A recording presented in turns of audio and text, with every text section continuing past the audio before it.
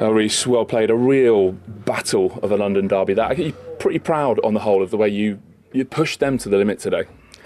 Yeah, it's obviously disappointing, to come away with only 1 point. We went down to 10 men pretty early in the game, and that made it difficult. I felt, we had a lot more of the ball when it was 11v11, and going down to 10 made it more difficult.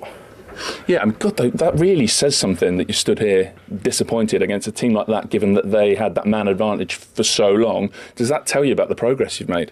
No, I think everyone can see, where we are, what we're fighting for. I think today was, a big statement.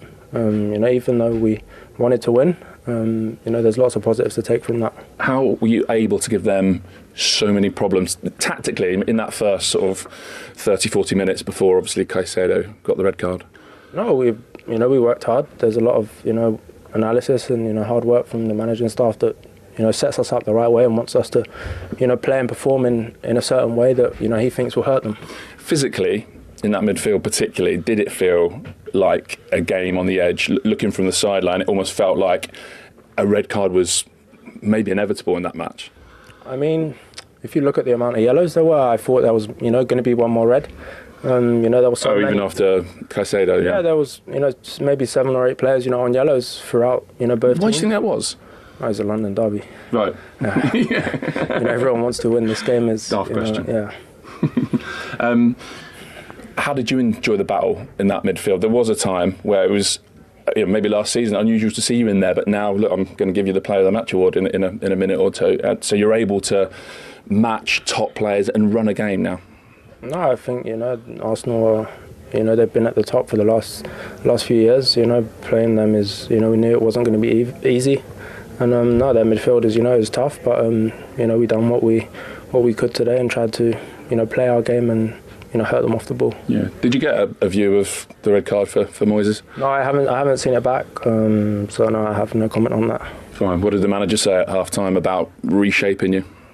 No, he changed, the formation slightly. We knew we wasn't, going to have the ball as much, and they was going to come, and we had to, soak up the pressure and try and catch them, on the counter, which, we did a few times, but, we didn't have the final touches. Yeah, and as you said already, though, despite the disappointment, a statement performance matching them like that.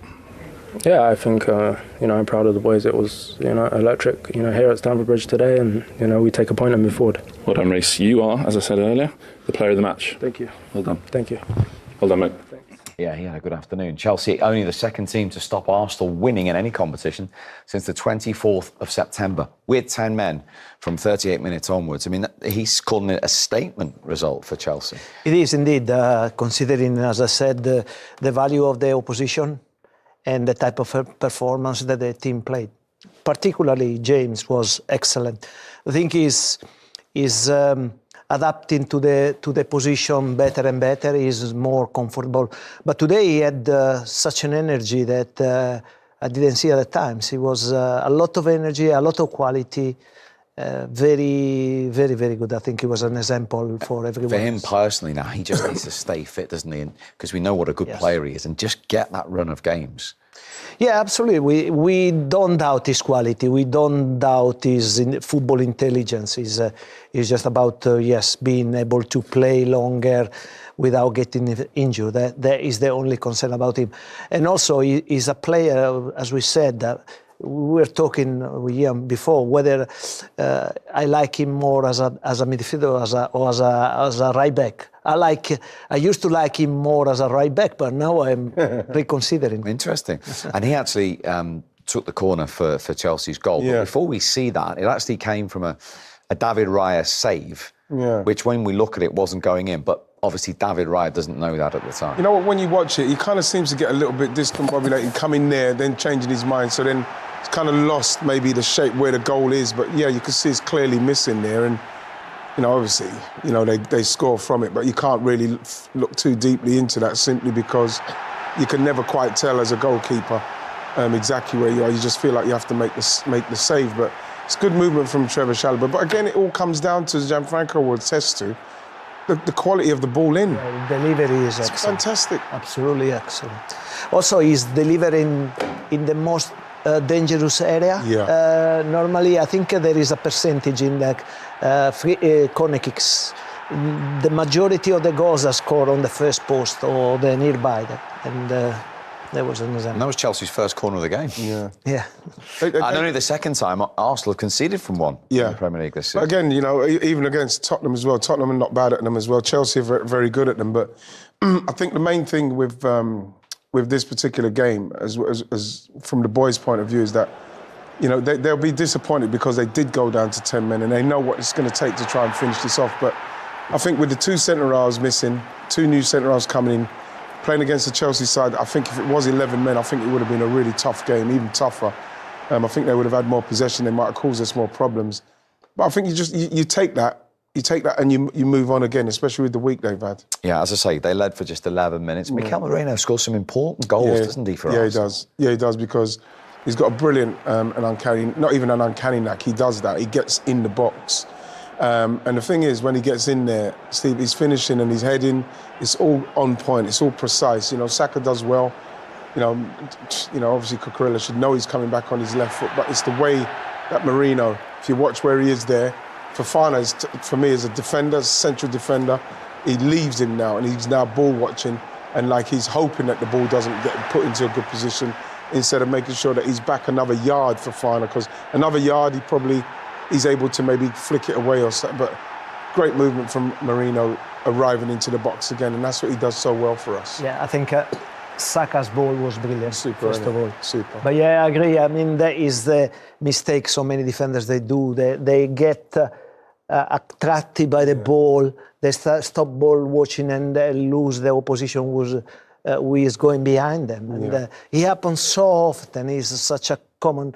If it was probably an Italian coach, he would be fuming or something like that. A defender that loses his man in the box is not acceptable. Is that the fine line of concentration sometimes in a big game like that? That can be the difference. It is. But it's very, very important. It's one of the things that the Italian coaches, they're very strict on. The defender, when the ball is on the left, one eye has to be there, but the body doesn't have to be square towards the ball. You have to have a body open, and you have to be watching the ball, but above all, the opposition. It's the opposition who's going to score, not the ball.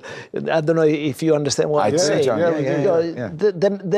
Your man that cannot get the ball, whether the ball is delivered to the first post, the second post, or to the middle, your man doesn't have to touch the ball. Stop.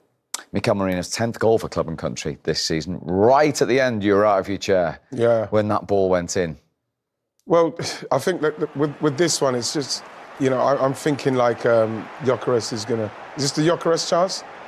Yes. Yeah, I'm thinking like, you know, he's going to... If it's me here, Steve, I'm screaming so loud, anyone in front of me is going to cringe or going to drop out. That's what I've always been told. You have to shout, let them know that you're coming, because then Timber moves his head out of the way and Gyökeres just comes in and gets a clean header, free header. I'll be devastated with that. You know what I mean? He's got to let him know. He has to let him know when that's coming in. Victor Gyökeres has got to let Jira Timber know that I'm coming, because that's a massive opportunity missed. A big battle that you're obviously right at the heart of. As you stand here now, emotions, feelings about the performance and the result? Well, on one hand, disappointed because we didn't win. And obviously, when you wear this T-shirt, you want to win every game. But on the other hand, we know this is going to be a long season. This is a really tough stadium to come. And, well, we take the point. Obviously, we could have done things better. But I think the team showed a good mentality coming back from that goal. What are your thoughts specifically on what you could have done better? 11 against 11 and then playing 10 men? Yeah, maybe managing the game a little bit better, understanding what they were trying to do, how they were pressing, the spaces they were freeing for us, and trying to attack those maybe in the first half when they were going man-to-man so aggressively. And then with 10 men, a little bit more of patience with the ball. That doesn't mean complacency and playing like slow, but trying to find, you know, the wings and trying to elaborate a little bit more there to cross with players the box and try to threat a little bit more. Still, obviously, they're a good side, but yeah, I feel like the team did a good job today. We take the point, and obviously we keep going and let's win the next game. And that next game is Brentford at home on Wednesday. And The positive, as he says, they did find a way from going 1 down when they were shocked. Yeah, they did. And you'd like to think that Arsenal would find a way, especially going down to 10 men, the form they've shown up to this point this season, you know, even coming off of 2 big games. But that's what happens when you're going to try and win the league. You've got all of the games are big now, you know, and the teams you're going to play, they know it's a big game for them as well. I thought that Chelsea looked very dangerous. And with 11 men, I think that would have been a very, very tough game for us. But you have to be happy with a point away from home because, again, all that does is then puts a bit more pressure on the home game that's coming that you have to win. OK, let's get the thoughts now of the Arsenal manager. Here he is, Mikel Arteta. Well, Mikel, a real full-blooded derby for sure. What do you make of it as a contest, firstly? Yeah, a really tough one. I think 2 teams that they play with a lot of intensity, aggression, will. You could sense that in every tackle, in every action, how much it was at stake. So that made it a game that in the beginning, especially the first 20 minutes, you could not see much, especially in any long sequences of play. And then the game started to settle, and yeah, after the red card, when we needed to, settle, make the adjustment at halftime, like go in the first action straight after the halftime, we concede a foul, a wide free kick, and then a corner, and concede a goal. Did you expect the sort of physically intense game we got? I mean, right from that first challenge, I think the first foul was Cucurella on Saka, and it didn't let up really from there. Yeah, for sure. Yeah, what made you expect that? Just the fact it's a London derby? I mean, what is at stake? I mean, 2 top teams fighting for the Premier League, so it's normal. What problems did they give you tactically, 11 against 11? The same that we gave to them. The moment that someone finds a superiority, a free play with the space and man-to-man, you have to track back. So it's clear on all the direct balls and second balls and who wins that duel. At half-time, what did you say to your players and how near the top of the list was don't get a red card now, especially with them down to 10? Yeah, so we had 4 players with yellow cards, and you could see that they were targeting those players to get the game even, and probably stay away from that. The one probably with biggest risk, it was Ricky. That's why I had to take him out against Estebao or Neto, that he could come in and look for him. We've done that, but we didn't really settle because the first action in the second half, long ball, they get a foul, wide free kick, corner, and a score. And then emotionally, you need to get through that. And it took us a while to get set, to get fixed, to be much more patient than we were in certain moments, to move them, to generate the spaces, and then we scored a brilliant goal. And then, yeah, we had 2 or 3 big chances, but the reality is every time that the keeper catches the ball, they were in transition. Yes, they were. And let's round off the red card that he was talking about, the challenges going in very early. In fact, the Cucurella one we were talking about very early on. Yes. Saka set the tone, didn't it? Yeah, we always knew that's gonna be because them 2 always had this kind of like this competition. But that one with Moises Caicedo there, he was really that was 7 really minutes pumped in. up. Yeah, he was really pumped up. And this one again, Eze's going back away. There's no real danger. They were doing good with the press. To cause Arsenal problems, but then this one is just he's gone into a challenge that, you know, Mikel Merino's he's got good control. He's got the control. He's passed it quick. You know, he's got control. Maybe that's where he should have just like eased off. But like Mikel Merino's passed it through his legs. He's kind of caught him off guard, and you know he's well within his rights to go for it, but he's missed it, and that's why you get sent off. No, I stand on my opinion I gave before. He wanted to get the ball. He was a little bit too aggressive, but he wanted to get the ball. As you can see, the tackle is down to the ground, to the foot, to where the ball was. Merino has been brilliant to, you know, just deliver the ball quickly, and probably he was put off by this. But overall, Chelsea have restricted Arsenal to their least efforts in a game in the Premier League since October 24 there. You know, with 10 men. Yeah, I was listening to what Merino said. I think that was the key of the game. You expect that when a team goes down to 10 men and the other opposition is Arsenal, the Arsenal has more control of the game, putting more pressure with building up action after action. Chelsea didn't allow that. They just stopped the